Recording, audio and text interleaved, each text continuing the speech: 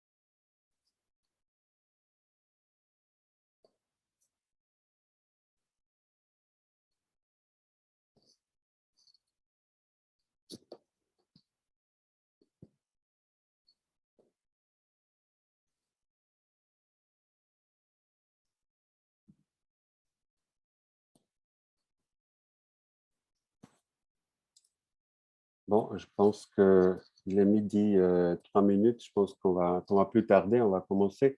Je vous souhaite un grand bonjour et la bienvenue à ce webinaire, une rencontre en ligne avec 7 chambres franco-bilatérales de la zone PECO. Comme nous vous avons promis en annonçant cet événement, nous allons être très informatifs, très animés, assez vivants. Puisqu'on s'est rendu compte qu'effectivement, passer des heures en regardant un PowerPoint sur l'écran, ça passe plus. Et je pense que c'est pour ça que nous avons aujourd'hui un grand nombre d'inscrits pour cet événement. Je vous remercie de votre intérêt et d'être avec nous. Alors, pourquoi la zone PECO et pourquoi les chambres françaises de ces quelques pays s'y sont associées et travaillent ensemble sur de nombreux événements en ligne, sur d'autres actions que nous menons régulièrement ensemble? Certainement, il y a le fait que nous partageons des similarités dans nos économies, dans notre histoire, dans notre culture. C'est aussi reconnu par beaucoup d'entreprises, nos membres respectifs, nos contacts en France et ailleurs, qui travaillent et qui couvrent très souvent toute la zone, toute la région. Depuis leur siège, par exemple, qui pourrait être dans un des pays PECO, vous êtes capable, vous avez trouvé des moyens et des intérêts à couvrir plusieurs pays, parfois même encore plus loin que cette zone dont on parle aujourd'hui. Nous allons aujourd'hui nous concentrer sur 3 sujets importants. Nous allons parler de la situation sanitaire dans nos pays respectifs. Nous allons brièvement vous présenter un aperçu économique et puis nous allons vous informer sur quelques sujets chauds actuels dans nos pays. Alors, pour ce faire, je vais vous d'abord présenter mes chers collègues des chambres de la zone, y compris moi-même, bien sûr. On va commencer par le nord et par Varsovie, où nous attend Monika Constant, la directrice de la chambre France-Pologne. Bonjour Monika. à tout le monde.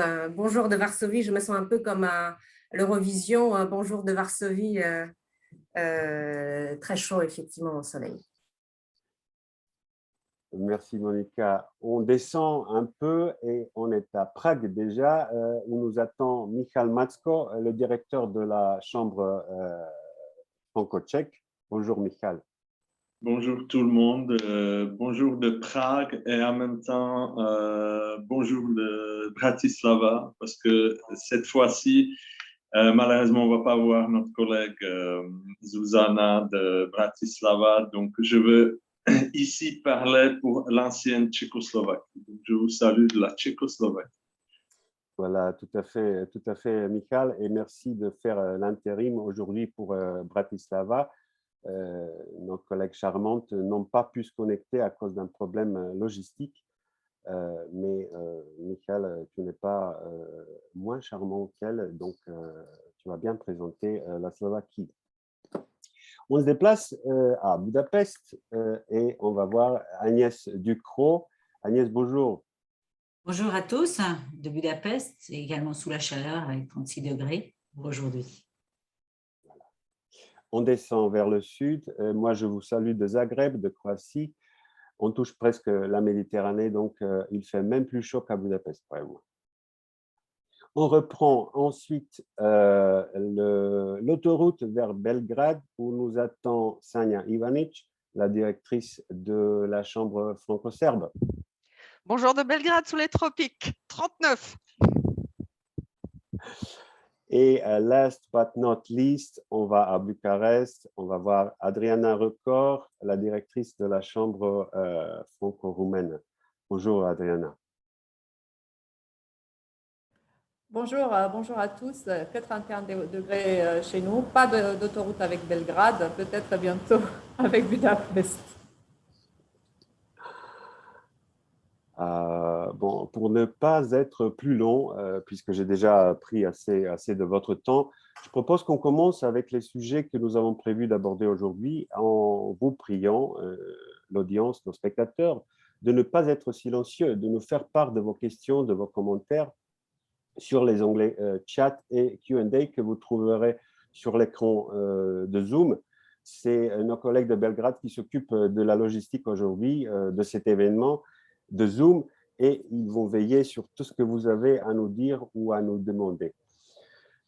Passons donc au premier sujet. On va parler un peu de la situation sanitaire et je souhaiterais qu'on commence par ma voisine Agnès Ducrot à Budapest. Agnès, au moins dans les yeux de mes compatriotes croates, la Hongrie était assez stricte en ce qui concerne les mesures, plus strictes que la Croatie et quelques autres pays de la zone. Comment sont les choses maintenant?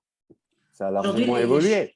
Aujourd'hui, les choses ont bien évolué. On a atteint 5,5 millions de vaccinés, qui était le seuil que le gouvernement a décidé sur 9,7 au total, de lever les restrictions, au moins les alléger.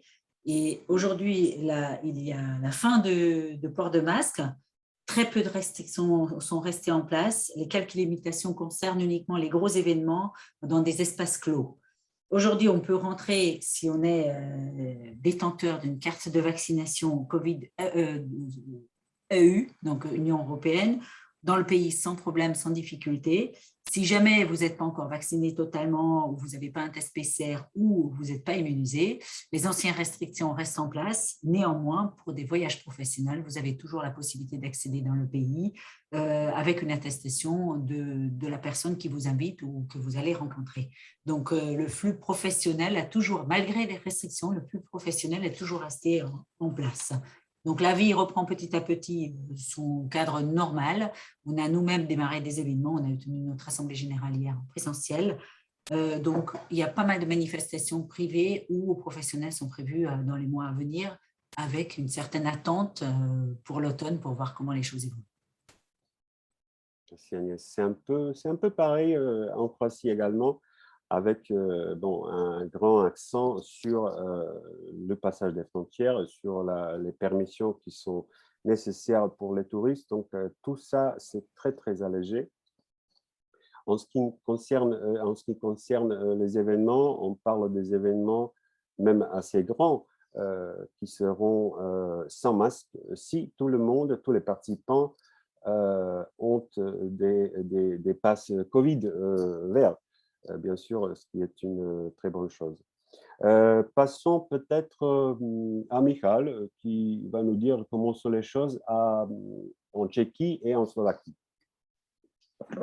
Tchéquie, Slovaquie, la situation est quand même assez proche des pays voisins. Donc, le taux de nouveaux cas est assez bas, donc ça fait plus d'un mois qu'on a levé la plupart des restrictions. À partir de cet été en Tchéquie, donc quasi toutes les restrictions ont été levées. Il faut être couvert par masque à l'intérieur ou dans les transports en commun. C'est pareil pour la Slovaquie. Au niveau de la vaccination, donc la Tchéquie a à peu près 33% de la population vaccinée complètement avec les deux vaccins. Pareil, à peu près pour la Slovaquie, c'est 31%. Donc, on est plus ou moins à la moyenne européenne.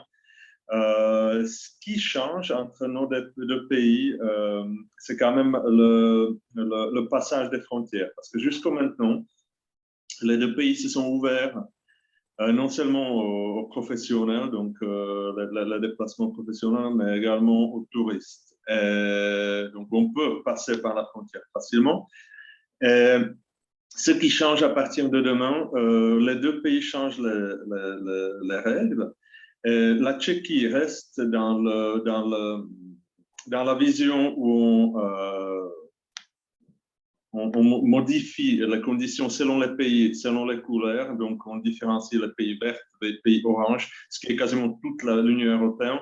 Et après, pays rouges ou noirs, Russie, Grande-Bretagne, etc. Donc, pour la Tchéquie, on reste dans ce schéma-là. Ceux qui sont entièrement vaccinés, 15 jours après la vaccination complétée, passent par la frontière sans condition. Il faut juste remplir le formulaire électronique. Pour le reste des personnes qui ne sont pas vaccinées, il y a un test PCR qui ne doit pas être plus vieux de 72 heures. Tandis que la Slovaquie, à partir de demain, elle ne va pas regarder l'arrivée des personnes via les pays, mais individuellement. Donc, ça veut dire qu'ils vont différencier les personnes entrantes si elles sont ou ne sont pas vaccinées. Donc, si vous êtes complètement vacciné, après deux vaccins, vous pouvez passer dans le pays juste avec un formulaire électronique rempli.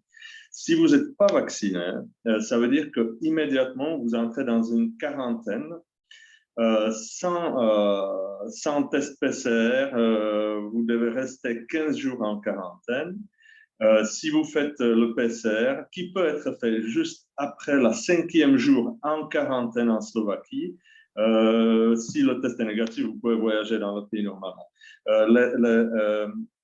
Les transits via le pays, les deux pays sont laissés ouverts. Mais la Slovaquie, à partir de demain, vous entrez, si vous n'avez pas la vaccination complète, vous êtes obligé d'entrer dans le quarantaine au minimum pour 5 jours. Merci, Michal. Alors, Sania, au début, en Serbie, il y avait énormément de personnes vaccinées, etc. C'était vraiment le premier, dans les premiers pays de l'Europe. Comment sont les choses maintenant? Est-ce que vous êtes toujours tous vaccinés? Hélas, non, ça s'est ralenti et je dirais que c'est un petit peu la tendance partout en Europe. On est arrivé à un seuil où quasiment tous ceux qui ont souhaité se faire vacciner se sont vaccinés et désormais, il faut faire un peu de prosélytisme et dire que surtout les jeunes, ils devraient se faire vacciner. En revanche, au niveau de la situation sanitaire, on est, je dirais, en bonne posture. On est sur la liste verte des pays, donc a priori, les Serbes peuvent se déplacer librement. Si vous souhaitez entrer en Serbie, c'est un test PCR de moins de 72 heures qu'il vous faudrait. Mais on doit quand même continuer à porter les masques à l'intérieur. On n'a jamais eu l'obligation de les porter à l'extérieur. La Serbie a été, je dirais, plutôt gâtée pendant tout ce temps parce que finalement, très peu de restrictions se sont appliquées. On a été enfermés finalement que pendant les premiers 2-3 mois et puis après, la situation s'est assez libéralisée, le gouvernement ayant choisi l'économie prioritairement. Donc voilà. S'il y a une chose à dire, c'est que, mais je pense qu'on n'est pas les seuls, hein, c'est un petit peu le cas partout, les gens ont arrêté de porter les masques, on a très envie de se voir, on a très envie de rencontres sociales, donc il faudrait peut-être un petit peu plus de discipline pour nous tous. Donc, la fameuse autoroute que j'ai mentionnée il y a quelques minutes, ça marche très bien. Fraternité, liberté, toujours, unité. Bon, Adriana, qu'est-ce que tu pourras nous dire sur la Roumanie, sur ce sujet? Alors, la Roumanie, un taux de vaccination qui avait très, très bien démarré, mais qui traîne un petit peu. Un état d'alerte toujours en place. Pas de port de masque dans la rue, port de masque dans les espaces intérieurs. La possibilité d'enlever les masques dans les espaces de travail si toutes les personnes présentes sont vaccinées et on respecte les distances. Je dirais que plutôt une tendance de relaxation avec la possibilité d'organiser des événements privés à l'intérieur avec 100 personnes, à l'extérieur 150 personnes, voire plus, jusqu'à 50% des capacités si les personnes sont vaccinées. En tout cas, c'est la proposition du gouvernement pour la prolongation de l'état d'alerte à partir du 12 juillet. Conditions d'accès dans le pays, comme partout dans l'Union européenne, vaccin, accès libre, test PCR négatif de moins de 72 heures, quarantaine de 14 jours pour les personnes provenant de zones rouges et qui ne sont pas vaccinées. Merci. Donc, on voit que les conditions sont vraiment très, très semblables dans pratiquement toute la zone. Il nous reste, Monica, à nous dire quelques mots sur la Pologne. J'ai l'impression que la Pologne est un peu pareil comme le pays avoisinant de la partie PECO. On note plusieurs cas de variante Delta en Pologne. Néanmoins, le nombre de contaminations reste très, très bas par rapport à ce qu'on connaissait encore au mois de mars-avril. On a environ 80-100 cas par jour et quelques décès, jusqu'à 20 décès par jour. Donc, c'est vrai que ça reste maîtrisé. Le port de masque est obligatoire à l'intérieur de bâtiments, mais à l'extérieur, on enlève le masque et comme vous avez dit un peu dans le pays du Sud, on oublie un peu finalement la maladie. Il reste néanmoins quelques restrictions, sachant que les hôtels, les restaurants sont tous ouverts depuis plus ou moins le mois de mai, avec cette restriction de possibilité d'accueillir jusqu'à 75% de son capacité.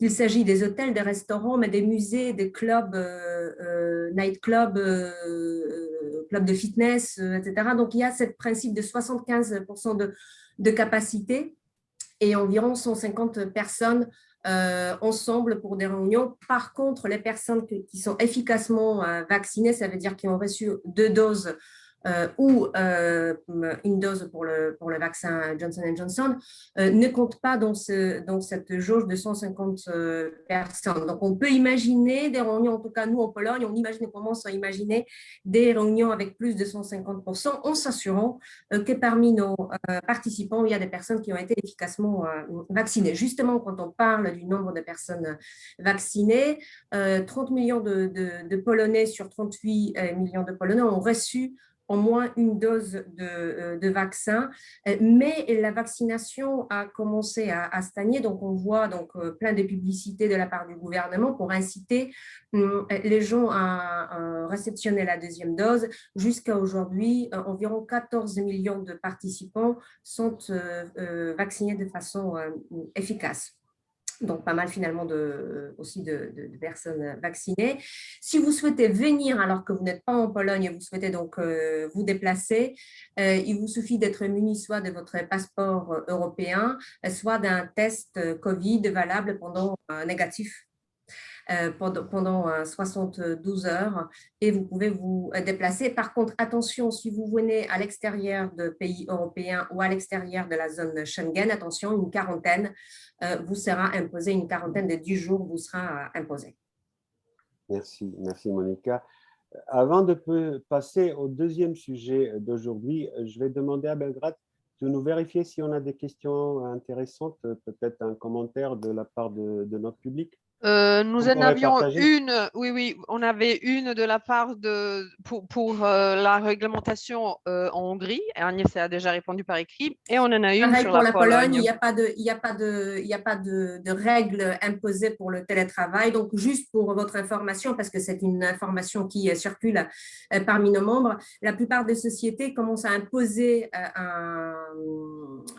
le principe de travail dans le bureau, 2-3 jours par exemple dans le bureau, et permet le télétravail momentané dans la semaine pour ses employés. Mais il n'y a pas de règles par secteur ou en général concernant le télétravail. Donc finalement, chacune des entreprises ses propres règles en fonction de ce qu'elles souhaitent organiser. Mais on voit une tendance parmi les employés à vouloir utiliser de plus en plus le télétravail, si possible le lundi et le vendredi.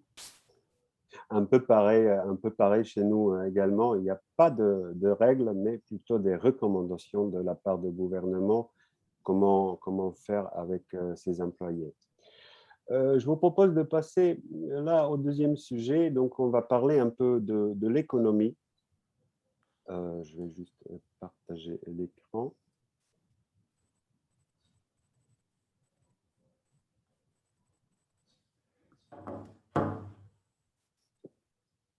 Pardon, j'espère que ça marche très bien. Est-ce que ça c'est visible? Marco, on voit effectivement la carte. Tu peux descendre un tout petit peu pour voir les données de la Serbie. Voilà, c'est parfait. On voit tout.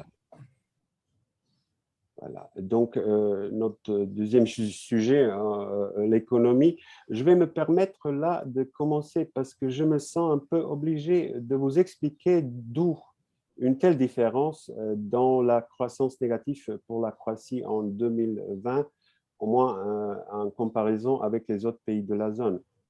Alors, comme vous le savez, c'est un marché très, très dépendant du tourisme et des services associés. Beaucoup de secteurs sont touchés, ont été touchés. Et donc, ces chiffres-là, pour l'année 2020, sont plus peut-être à comparer avec les autres pays très touristiques, notamment dans la Méditerranée, comme l'Italie, la Grèce, qui ont aussi largement souffert. Néanmoins, les prévisions pour 2021 sont bonnes, une croissance d'environ 5,5-5,6%, ce qui n'est pas mal. Quand on parle des autres secteurs, à part le tourisme et les services strictement associés au tourisme, alors là, c'est très varié. Par exemple, les transports ont souffert largement, que ce soit routier, que ce soit aérien. La vente des voitures, par exemple, ça c'était à un moment, c'était à zéro en Croatie. D'autre côté, il y a les secteurs qui ont connu une croissance incroyable. Par exemple, je peux citer le IT, les télécoms, les services bancaires et autres similaires. Le retail n'était pas mal non plus, etc. En tout cas,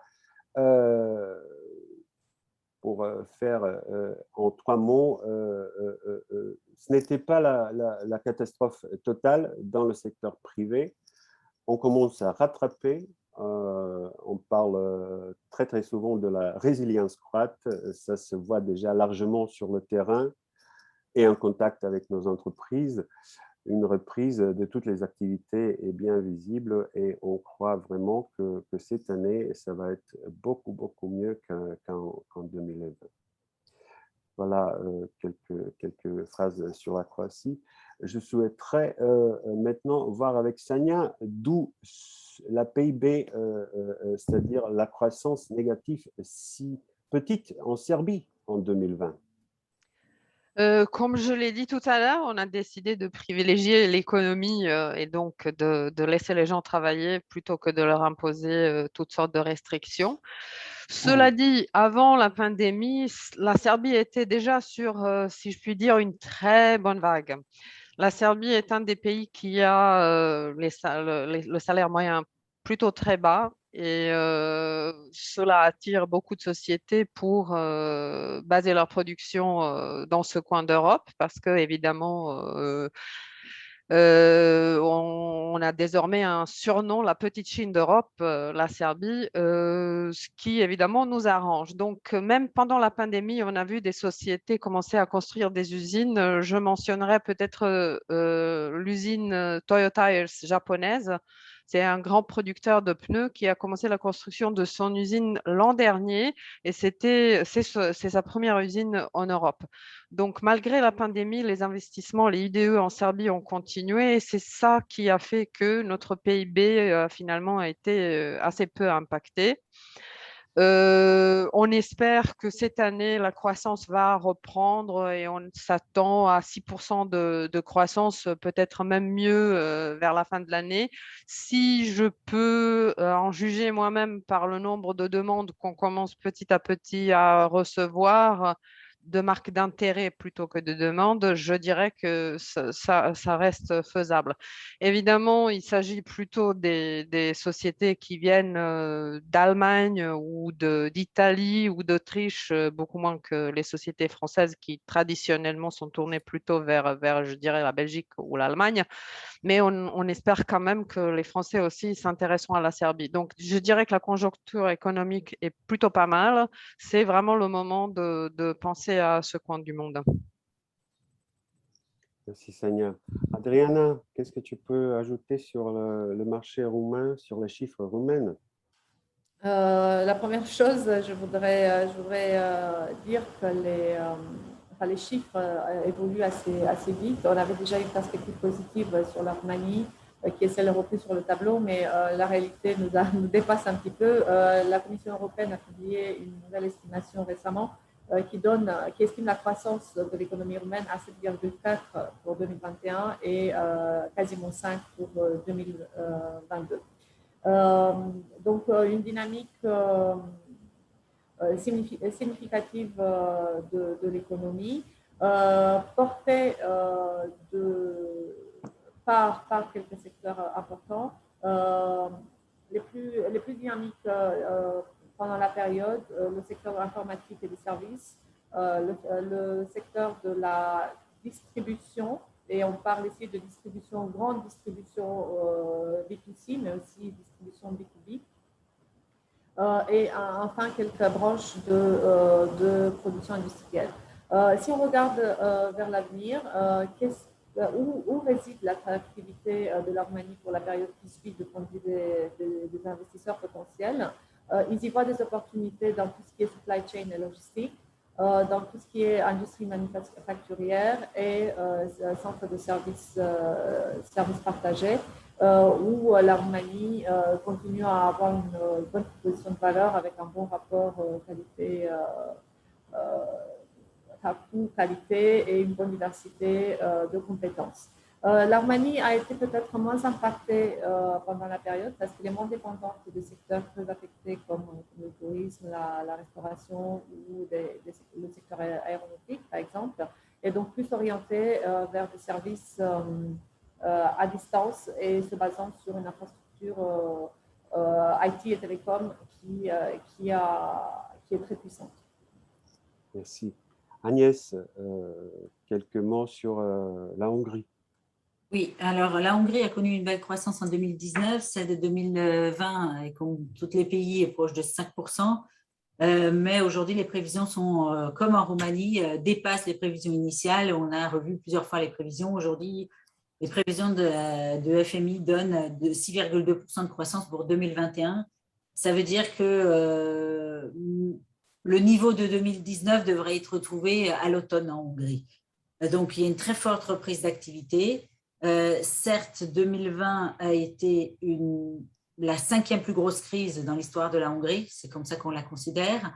Elle a fortement touché une économie qui était considérée relativement stable. Certains secteurs étaient plus touchés que d'autres, bien sûr le tourisme ou les services qui ont été les plus touchés, et l'automobile, comme quelqu'un, enseignant, l'avait déjà mentionné en Serbie. Par contre, d'autres secteurs, comme la pharmacie, qui est un secteur porteur traditionnel en Hongrie, a réalisé des très belles performances. Aujourd'hui, ce qu'on commence à voir néanmoins, c'est que le pouvoir d'achat des consommateurs commence à souffrir. Les premières nécessités, le produit des premières nécessités sont de plus en plus recherchés. On commence à voir que la consommation baisse la dernière semaine du mois. Donc, c'est des tendances qui nous font réfléchir sur l'évolution des pouvoirs d'achat des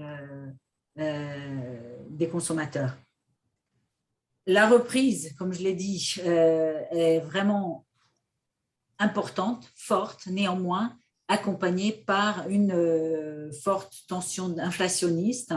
En 2020, on était à 3,3% d'inflation. On devrait atteindre les 4,1% à la fin de l'année.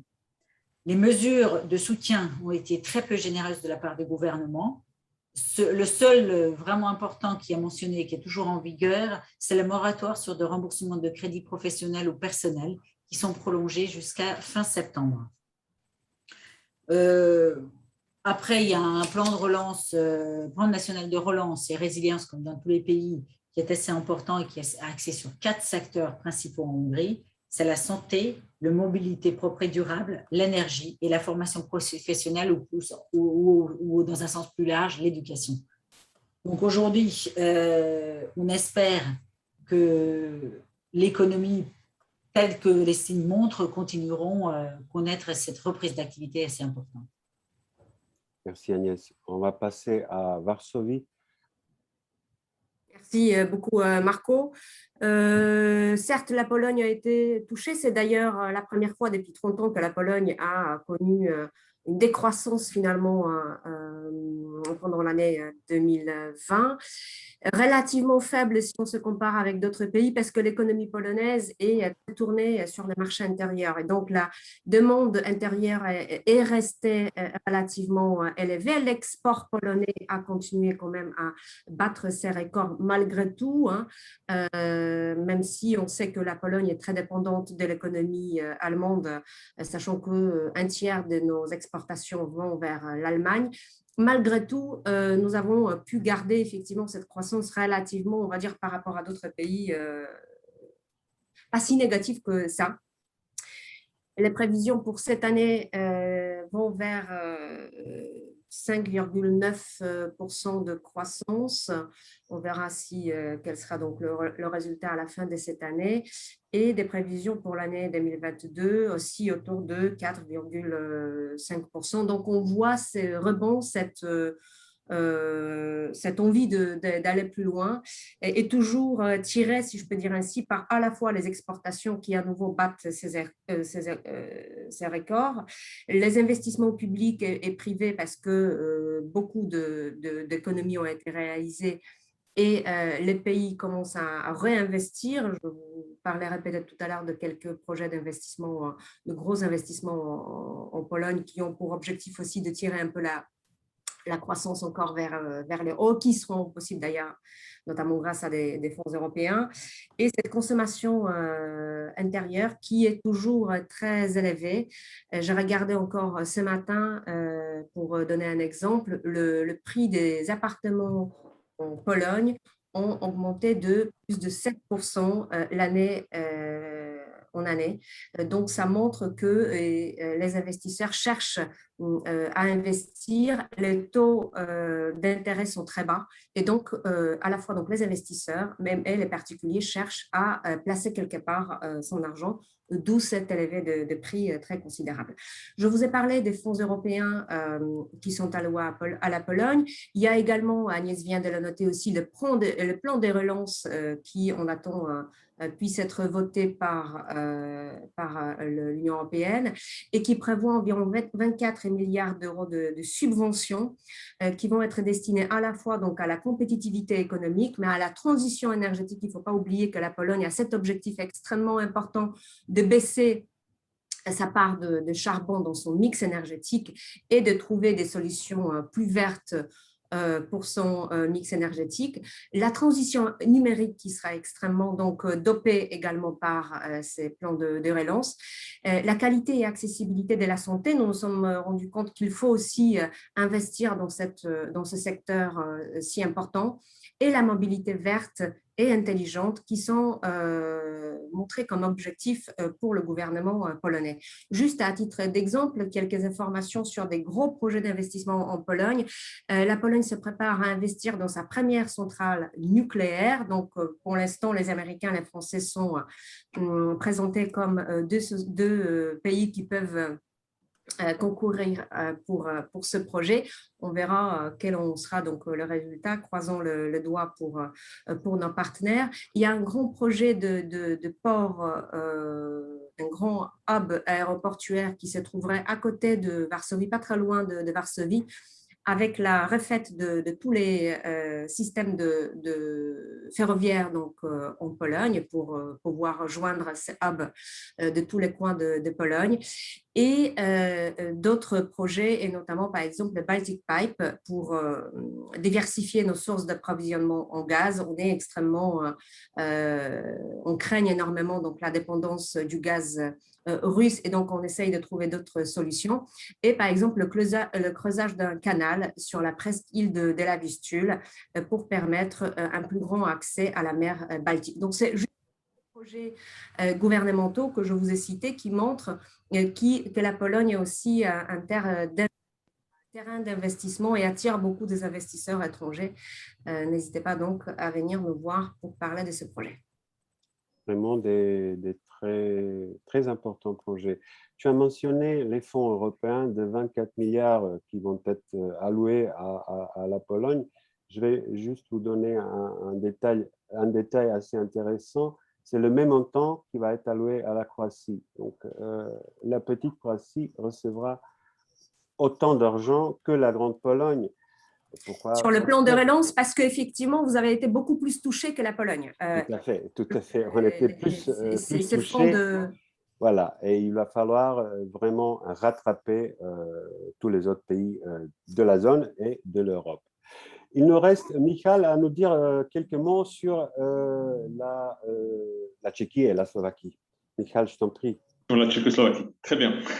Donc, au niveau des économies, peut-être pour commencer, la Tchéquie et la Slovaquie sont parmi les trois, avec l'Allemagne, les trois pays les plus industrialisés en Europe parce que leur PIB est composé de plus de 30% par l'industrie. Pour la Tchéquie, ça représente 38% même. Pour info, la France, c'est 15% du PIB. Donc, les pays, la Tchéquie et la Slovaquie, on travaille un peu différemment avec le Covid. La Tchéquie a essayé quand même de ne pas fermer l'économie, ne pas fermer l'industrie comme un peu en Serbie. La Slovaquie a fermé un peu plus quand même. Ils ont été un peu plus prudents. Donc, là, on n'a pas vu une forte baisse, même si les baisses sont quasi équivalentes en Slovaquie et en Tchéquie. Pour cette année, les deux pays prévoient, après plusieurs révisions, l'augmentation du PIB autour de 4,5% pour cette année. Je veux dire, un point important, vu qu'on a des pays industriels, notamment automobiles, mais électroniques, électrotechniques, ce qu'on avait vu, c'est quand même un impact on le voit, sur le chômage. parce que la Tchéquie est entrée dans la période Covid avec le chômage le plus bas en Europe, avec quelques 2% de chômage, et qui baissait depuis, je sais pas, 8 dernières années. Le chômage partiel implémenté par l'État tchèque a beaucoup aidé à ne pas augmenter. Donc, on se retrouve après le Covid avec une forte reprise et un chômage autour de 3%. Donc, de nouveau, un manque de chômage. Donc, c'est le premier thème actuellement en Tchéquie. C'est le chômage. On n'a plus de la main-d'œuvre. Et il faut voir une chose que quand même, toute cette industrie, et notamment le Horeca, parce que Prague est quand même une des capitales culturelles, je veux dire, touristiques européennes. On a vu un départ des travailleurs étrangers, beaucoup d'Ukrainiens, mais de tous les pays d'Europe centrale et de l'Est, et même des employés asiatiques. Et là, on a un manque phénoménal parce que les gens de Horeca ont quitté, sont allés dans d'autres secteurs. Le Horeca qui reprend actuellement est en manque de la main-d'œuvre, l'industrie est en manque de la main-d'œuvre, donc tout le pays est en manque de la main-d'œuvre. Donc, c'est un grand thème pour l'État également, pour faire revenir les travailleurs étrangers. Ça ressort également de notre enquête annuelle de la Chambre. C'est un des premiers thèmes que les entrepreneurs français dans le pays voient comme un sujet à traiter par le gouvernement. La Slovaquie, c'est un peu plus calme. La Slovaquie est au niveau du chômage autour de 7%. Quant à l'inflation, on est autour de 3%, donc on le voit pareil. Vous voyez que dans la zone, la situation est quasi équivalente. À l'exception de la Slovaquie, c'est le seul pays parmi nos pays présents à ce webinaire qui est dans la zone euro. Sinon, on est tous à la monnaie locale. On était parmi les premiers pays ou deuxième pays après la Hongrie à augmenter le taux directeur par la Banque centrale la semaine dernière, donc de 0,25 à 0,5. Donc voilà la situation. L'inflation commence à être un deuxième thème avec le chômage parce que on voit et on commence à avoir peur que l'économie tchèque commence à surchauffer. C'est un peu pareil pour la Slovaquie. Les deux économies sont également menées par l'exportation, notamment vers l'Union européenne, ou en grande majorité vers l'Union européenne, et par la consommation de ménages qui reprend fortement, et par les fonds européens.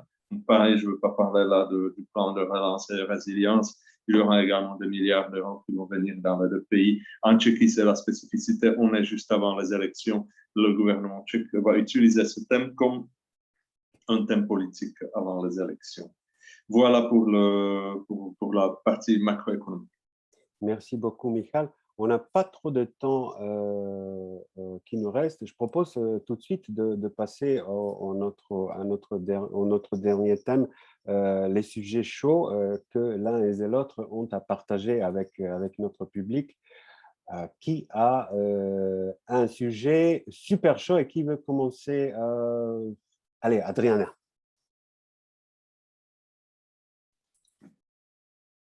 J'ai retenu 3 sujets à partager avec vous, sujets qui animent les médias depuis quelques jours.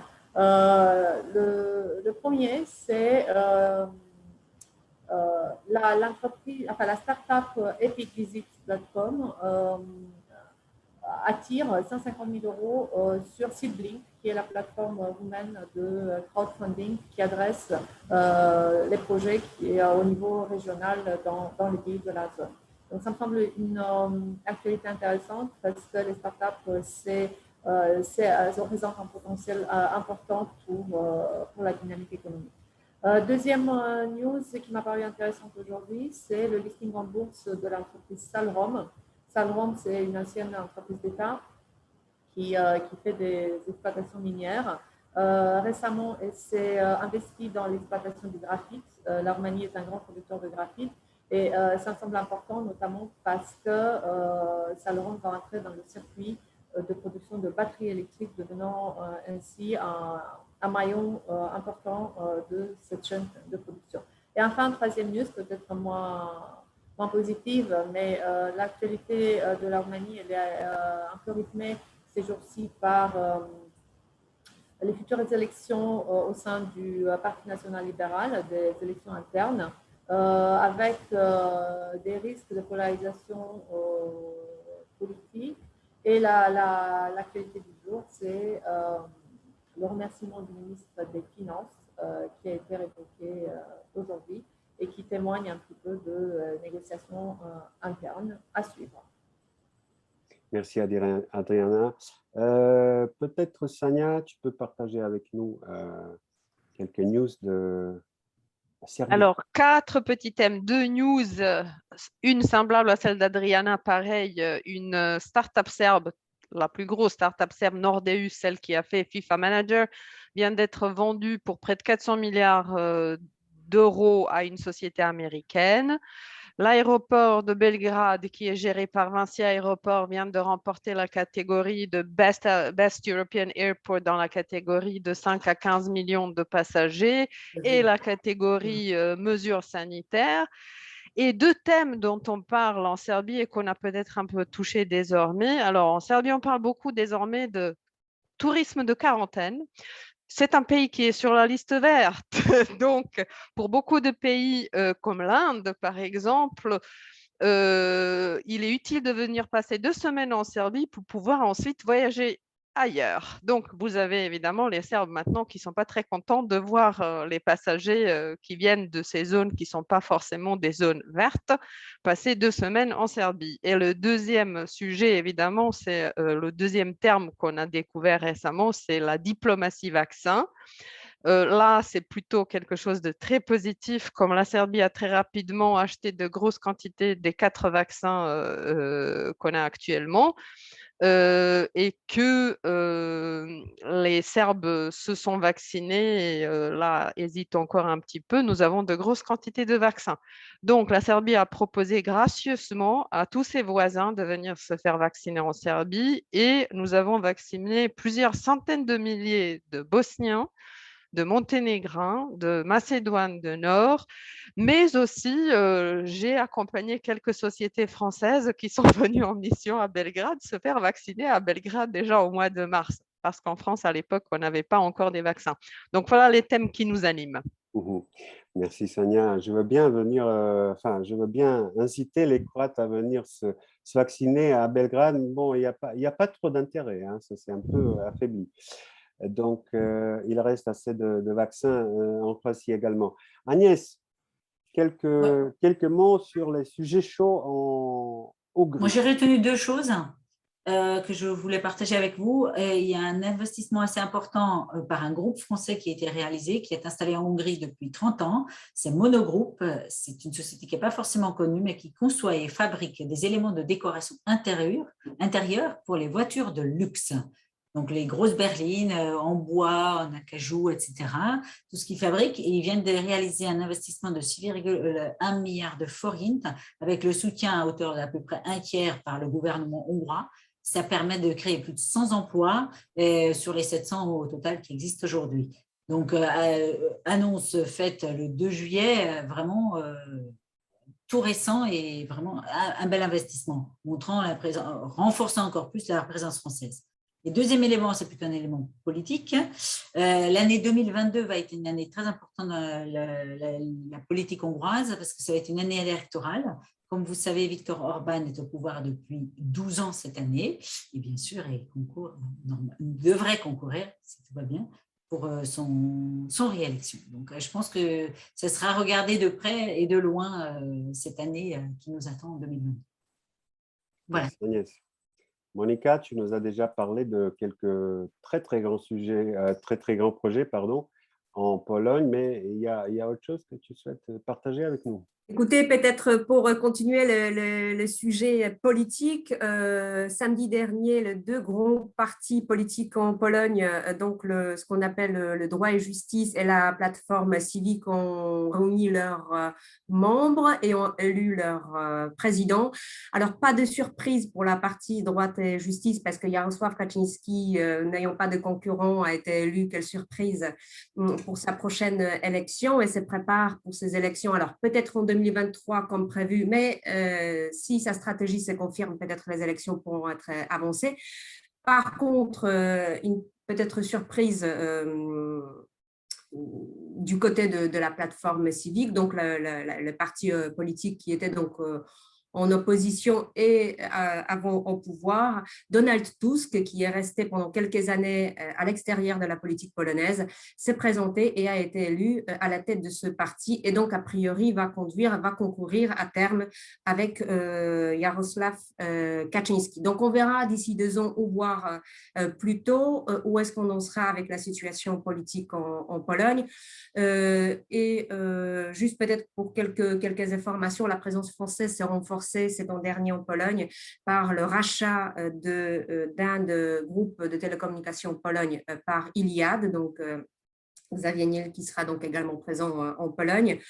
Servier qui prévoit environ 50 millions d'euros d'investissement d'ici 4 ans. Pareil pour Alstom qui a présenté mardi dernier, si je me souviens bien, son premier train à électrogène, donc hydrogène, pardon.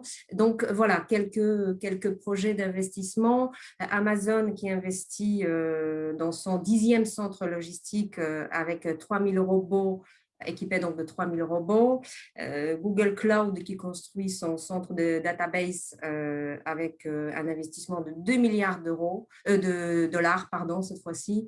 Voilà, donc il se passe de choses et on vous invite donc à vous intéresser à la Pologne également.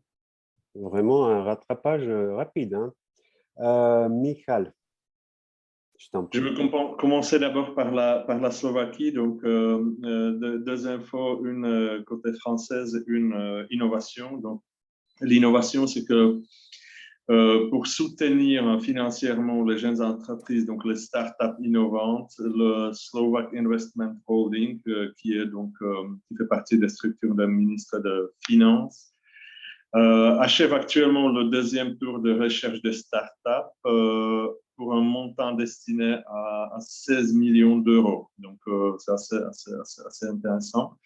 Ce qui est côté donc, investissement français en Slovaquie, vous savez peut-être que groupe Stellantis, donc l'usine de Trnava de PSA, donc actuellement, on reçu un nouveau programme de production avec une part importante effectivement de voitures électriques. Au total, il s'agira d'un investissement de près de 180 millions d'euros dans l'usine de PSA Trnava. Donc, un fort investissement. Autre chose, comme les sociétés Ela, Schaeffer, etc., prévoient également d'investir fortement dans le pays. En ce qui concerne la Tchéquie, 2 informations également. On a actuellement toute nouveauté côté innovation, la société Rohlik CZ, donc ce qui est entre guillemets baguette.fr. C'est la livraison de produits agroalimentaires à la maison, à domicile, a levé 100 millions de dollars actuellement, donc est devenue la licorne tchèque avec une valorisation de plus d'1 milliard d'euros. Et elle a levé les 100 millions et il y a 2 mois, 200 autres millions de dollars pour ouvrir les marchés allemands, français et italiens, ce qui est déjà présent dans la plupart de l'Europe centrale.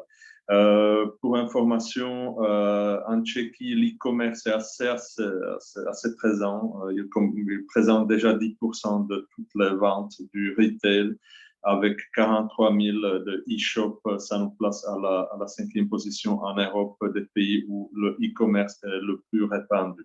Et effectivement, le Covid a beaucoup aidé. Deuxième point avec lequel je veux terminer, c'est la présence française. Donc, on a une nouvelle qui est quand même pour le pays assez importante. Le premier projet PPP, donc Private Public Partnership, donc autoroutier, a été signé en fait il y a un mois. C'est pour une autoroute qui relie le Prague avec l'Autriche. Cette autoroute donc sera mandatée à Vinci Highways et Meridiam, donc un consortium 50-50 d'investissements français. C'est un projet autour de 16 milliards de couronnes tchèques pour 28 ans. Donc, c'est une première. Dans les 30 ans, on était le pays, le gouvernement n'a pas été capable de lancer un seul projet PPP et le premier projet, donc, on espère qu'il sera réussi, donc sera dans le capital français, donc Vinci et Meridiam. Merci Michal. Et pour la fin, quelques sujets chauds en Croatie que je souhaite partager avec vous. Le premier, ça concerne nos relations bilatérales avec la France et c'est l'achat d'avions Rafale français pour lesquels l'armée croate, le gouvernement croate a dépensé 1 milliard d'euros.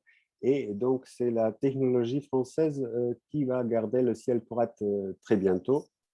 Ensuite, un mariage, comme les journalistes aiment l'appeler, un rachat par la société croate Rimac Automobili d'une ancienne marque française d'automobile Bugatti. Rimac, c'est un champion dans la production, la conception de tout ce qui est lié aux automobiles électriques, aux batteries, etc. Donc, ça donnera une nouvelle force à cette marque Bugatti et on espère que ça va être réussi. Ensuite, les élections municipales sont d'un mois derrière nous. Il y a quand même un nouvel élan pour pas mal de municipalités, un nouvel espoir, je dirais, surtout dans la capitale où il y avait un changement radical de gouvernement local. On verra dans quelques mois qu'est-ce que ça va donner.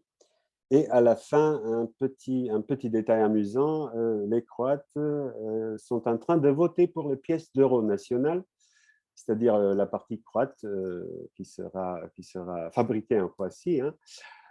On est en train de choisir parmi quelques motifs proposés. Comme vous le savez, la Croatie est en CRM2 et sans de très grandes surprises, devrait rejoindre l'eurozone à partir de 2023. Voilà, quelques phrases sur la Croatie. On a encore un peu de temps. Je vais demander encore à Belgrade de vérifier si on a des commentaires ou des questions intéressantes que notre audience a partagées avec nous. Une seule question que Agnès a déjà pris en charge, donc elle a répondu à la personne par email.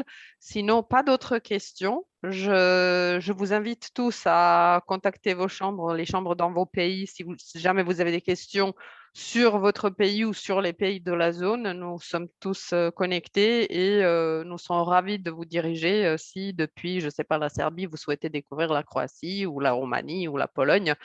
Et vice-versa. Donc, n'hésitez pas, on est là pour vous. Absolument, absolument. Oui, pardon, si quelqu'un... On peut imaginer effectivement que nos contacts respectifs vous seront transmis donc à tous les participants afin que vous puissiez demain ou dans 3 mois contacter les personnes donc, par pays pour parler et évoquer vos projets. Tout à fait. Pour ceux qui ne suivent déjà nos pages sur LinkedIn ou qui ne consultent pas nos pages web, sachez que chaque chambre a un petit profil sur LinkedIn, mais également une page dédiée à notre zone PECO qui s'appelle le Booster PECO. Donc, je vous invite à y suivre également les nouvelles de la zone, de tous les pays. Il y aura des informations bien utiles, il y aura quelques exemples de success stories, etc. Donc, n'hésitez pas à vous connecter et regarder. S'il n'y a pas de questions, s'il n'y a pas de commentaires, il me reste qu'à vous dire bon après-midi et à vous dire à la prochaine fois, parce que ce n'est pas la première fois qu'on a prévu de faire un webinaire pareil. J'espère que c'était assez intéressant pour vous. Je pense qu'on a tenu notre promesse d'être court, d'être rapide, d'être vivant, d'être animé, et qu'on vous a donné quand même pas mal d'informations en 45 minutes, un tout petit peu plus. Mais c'est à cause de moi parce que j'ai fait de très longues introductions. Bon été à tout le monde, bonne fête de 14 juillet et à très bientôt. Au revoir. Merci beaucoup. Hein. Merci, au revoir. Merci Marco, merci à tout le monde. Au revoir.